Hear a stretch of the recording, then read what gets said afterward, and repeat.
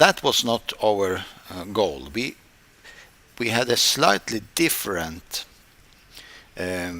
situation in our theorem, because we wanted phi to be element of W periodic instead.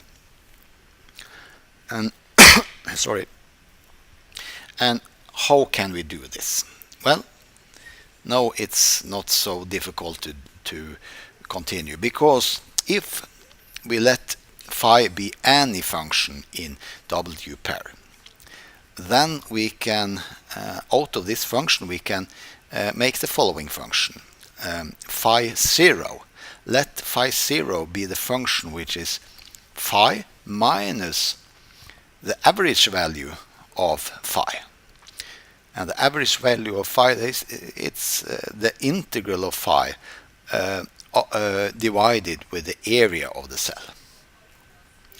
So let's just do this, and then we see the following. The integral of phi 0 is, of course, the difference between these two integrals.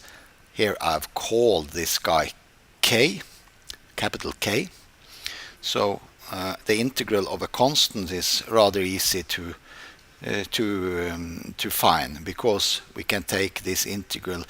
K is just k multiplied with 1, and we can take this constant k in front of the integral like this.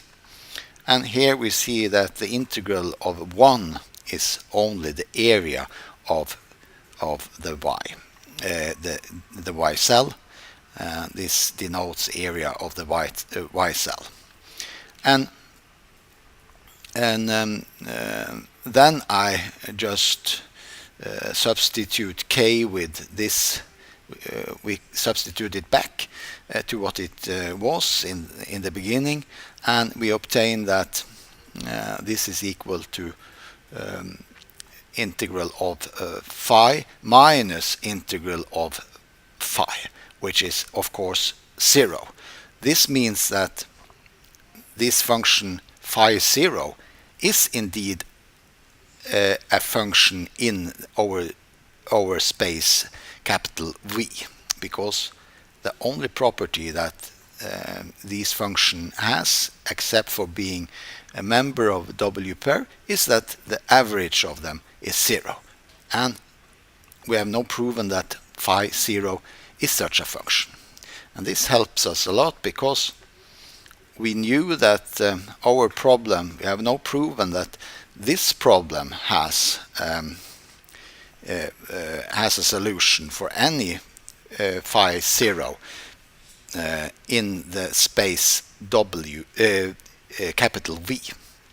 So we know that this is the case now, since phi 0 is indeed in the space capital V. Note that if that phi is now equal to phi 0 plus this constant k, which we defined above.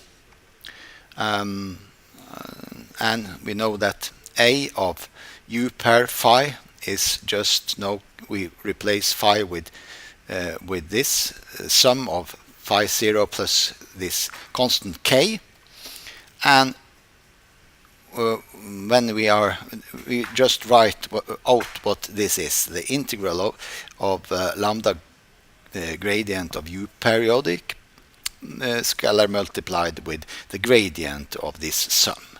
But the gradient of this sum is only equal to the gradient of the first, because when we take the gradient of the constant, the gradient of a constant is always 0, like this. So therefore we obtain that this is indeed only equal to this integral. And this is by definition equal to A of U per phi 0. So what we have proven is that this is equal to this. Similarly, we prove that L of phi is equal to L of phi 0. It's exactly the same arguments.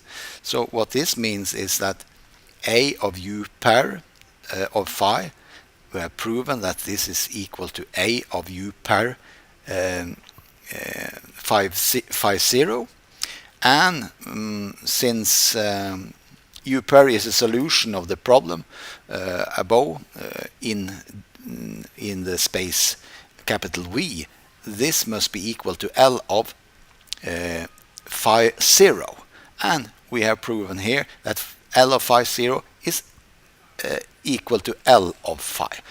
So what we have proven now is that for any value phi in W pair, this identity holds. So now we know that U pair is also a solution in the whole space W pair.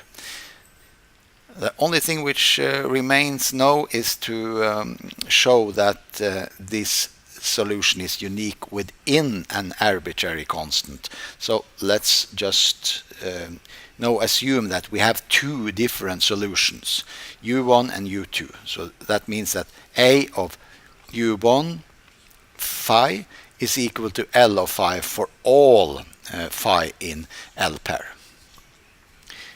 Similarly, the same identity holds for U2 in place of U1. What we are doing then is exactly what we have done in an earlier lecture. We subtract these two identities, and then we get, since L of phi is equal to L of phi here, we obtain that the difference between the left-hand sides are equal to 0, due to the fact that A is a bilinear form. We obtain that this difference is equal to A of U1 minus U2 phi. And if we now choose phi to be equal to U1 minus U2, then we obtain this identity, because this must hold for any phi. And now we write out what this is. It is only this integral, and this integral is certainly equal to the integral of lambda, the gradient of the difference between U1 minus U2 square. And now, since lambda is a strictly positive function, this means that the gradient of U1 minus U2 must be 0. This is certainly also positive unless it's 0. So this means next that what we had taken the gradient of must be a constant. In fact, in this argument we also use that the cell is a connected set. So then we have proven everything in theory, in the theorem connected to the cell problem.